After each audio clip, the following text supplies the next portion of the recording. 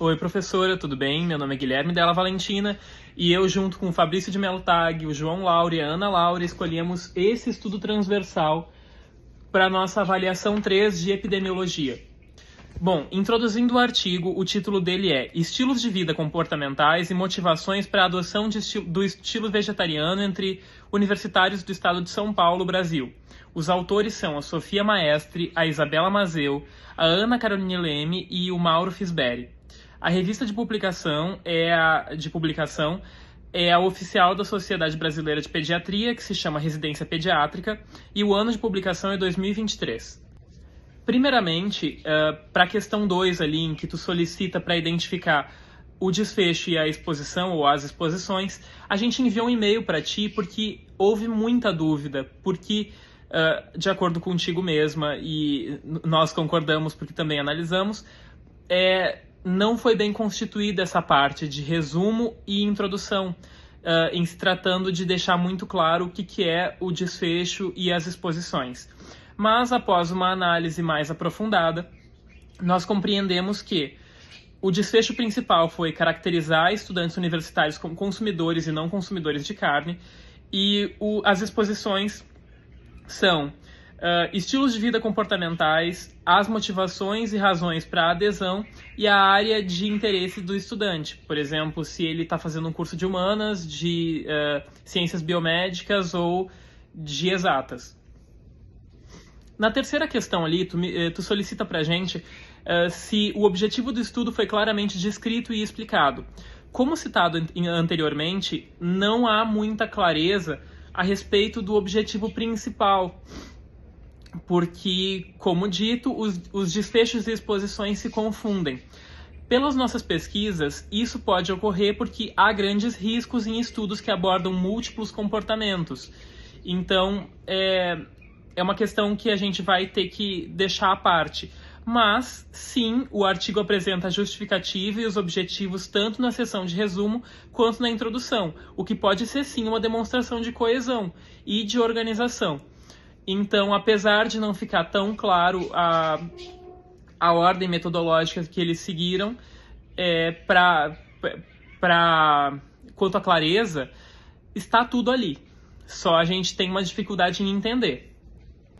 Mas quando a gente vai para a área de objetivo específico ali, em que ele vai buscar associações entre os estilos de vida comportamentais e as razões de adesão à dieta vegetariana e à população-alvo, tem muito mais clareza para isso. Então, ao passar do texto, há uma tendência em os objetivos do estudo ficarem mais claros. É só que na seção de introdução e resumo não ficou tão bem desenvolvido.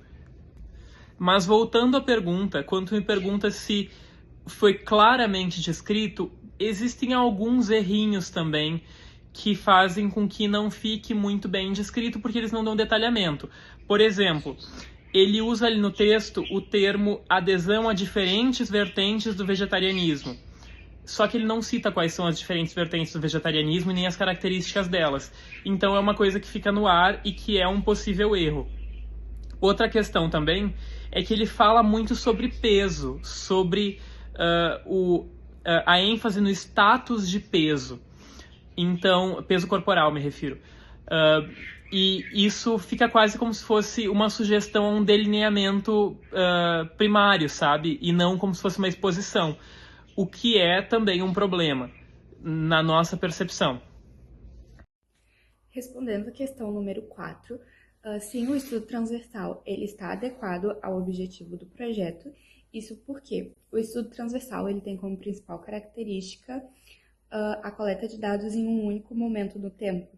E no caso do estudo, ele buscava caracterizar os estudantes e verificar associações entre os hábitos de vida e a adesão ao vegetarianismo. E esse tipo de estudo também é adequado para determinar a prevalência. Em relação à questão 5, não, o estudo não apresenta um cálculo de amostra e os autores também não justificaram por que eles não apresentaram ou não fizeram esse cálculo.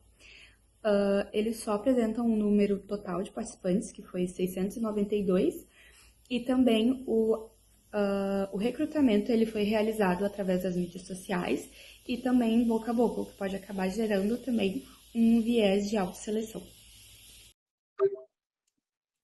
Então, aqui eu vou ter que ser bem rápido devido ao tempo que sobrou. Analisando as tabelas, a gente pode ver que aqui ele fala das características sociodemográficas, mostrando algumas coisas que foram relevantes, né? Uh, a gente vê que é um pouco confuso, porque ele tem uma amostra total, e nesse mesmo ele fez algumas separações, por exemplo, ele separou a amostra em biomédicas, exatas e humanas, que dão um N parecido, mas daí ele fez nessa mesma tabela outra separação da amostra total entre carnívoros e não carnívoros. E aqui a gente vê que tem um N 123 comparado a um de 569. Ele diz que a questão do IMC foi estatisticamente relevante, com P menor que 0,001 e P menor que 0,05 para carnívoros. Mesmo assim, eu acho um pouco demais essa diferença aqui, porque é um N 4, quase 5 vezes maior que de carnívoros que não carnívoros. E daí, ainda dentro desse subgrupo da separação aqui, dos não carnívoros, ele separou em ovo-lacto vegetarianos e veganos, e fez outra comparação, onde a renda familiar foi estatisticamente relevante entre nos ovo-lacto vegetarianos e nos veganos. Porém, isso aqui é uma média e um desvio padrão. O desvio padrão está muito próximo da média, porque aqui a média da gente familiar deu 14 mil, aqui deu 11 mil de desvio padrão. Deu 9 mil de média, 8 mil de desvio padrão. Enfim, outras características relevantes a gente não acha nenhuma aqui, entre nenhum desses grupos. E já tem essa confusão de estar separado em grupos de subgrupos. Além de não ter uma razão de prevalência, sim uma média. Aqui é só um gráfico em porcentagens de questões de bem-estar e questões animais entre veganos e ovo-lacto vegetarianos. Não fala muita coisa nessa imagem, fala só uma proporção e uma média, basicamente, do número deles, não tem nenhum outro cálculo.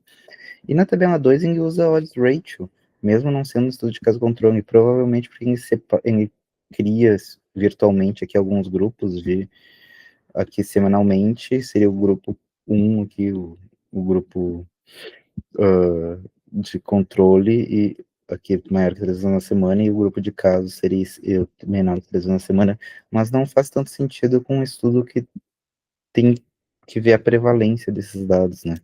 Então aqui, por exemplo, a gente tem, e pouca coisa se mostrou relevante, apenas aqui onde ele fez, em todos os outros ele fez 2 grupos, e aqui ele fez 3 grupos também, isso é bem, na questão do peso, onde o sobrepeso e obesidade seria 1, e mostra que tem 52% a menos com peso normal em comparação do que tem sobrepeso entre os consumidores de carne versus os não consumidores de carne, e os consumidores de carne também têm 78% menor chance de ter baixo peso em comparação a ter sobrepeso. E nenhuma outra estatística foi relevante nem entre os ovo-lacto-vegetarianos. Aliás, aqui a gente vê que tem 1,51% maior chance de fazer menos que 3 vezes na semana atividade física. Ou, na verdade, né, se a gente for pensar em questões de desfecho de ser consumidor de carne ou não, a gente vê que uma interpretação seria também quem faz exercício menos de 3 vezes na semana, tem 1,51% de chance de ser consumidor de carne, com esse P relevante.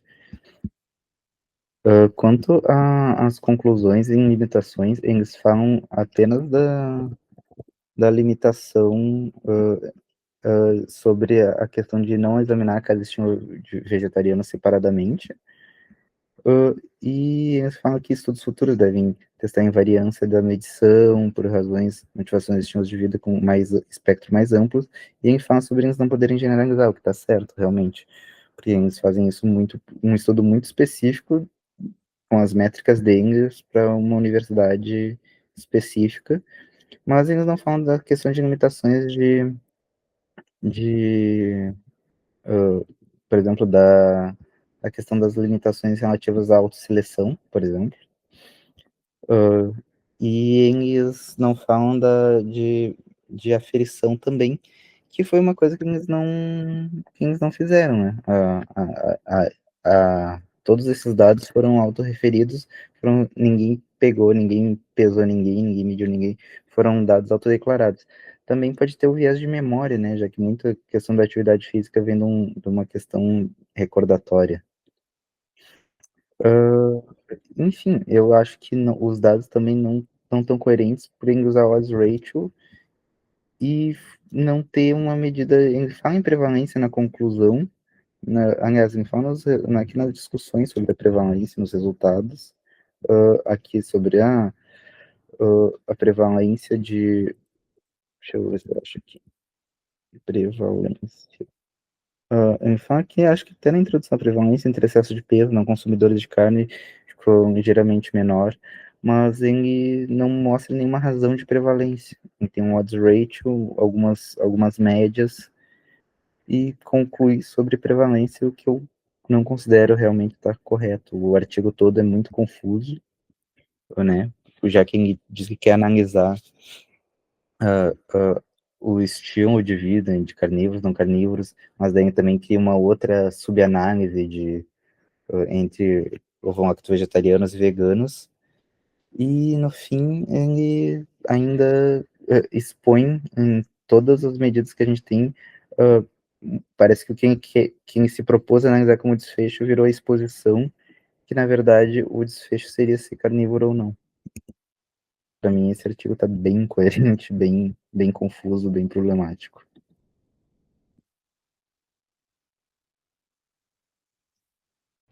Bom, eu vou responder as questões 6 e 7 sobre como a coleta e a seleção da amostra podem ter influenciado os resultados do estudo.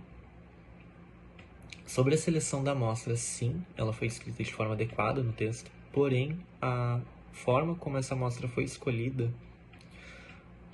pode ter afetado os resultados. Porque isso acontece porque foi utilizada uma amostra de conveniência, que é quando os participantes são escolhidos através da disponibilidade, proximidade e acessibilidade. No caso do estudo, eram jovens de 18 a 25 anos, ambos os sexos, universitários, de áreas específicas, como biomédicas, exatas e humanas. Eles foram recrutados principalmente por redes sociais, faculdades locais e boca a boca. Isso tende a gerar um viés, o viés de autosseleção, por não representar toda a população. E isso tende a causar dois problemas. Por exemplo, a superestimar a prevalência do vegetarianismo e limitar a generalização dos resultados. Ou seja, os achados vão servir bem, vão valer bem para aquele grupo, mas não necessariamente para todas as faixas etárias ou perfis. Sobre a forma de coleta de dados, sim, a maneira como os dados coletados podem ter influenciado os resultados, já que o estudo utilizou um questionário auto-aplicável. E isso por si só já vai trazer algumas limitações, como o viés de autorrelato, que é quando uma pessoa pode não lembrar exatamente ou responder de forma socialmente aceitável. Além disso, dependendo da interpretação do participante, algumas respostas podem não ser tão precisas. Como esse questionário perguntava sobre características sociodemográficas, estilo de vida, comportamentos e motivações, pequenas distorções nas respostas podem afetar diretamente a análise final. Então, resumindo, tanto a seleção da amostra quanto a forma de coleta podem influenciar os resultados, especialmente por conta de vieses de seleção e autorrelato. Mas mesmo assim, o método foi descrito de forma adequada e coerente para o tipo de estudo.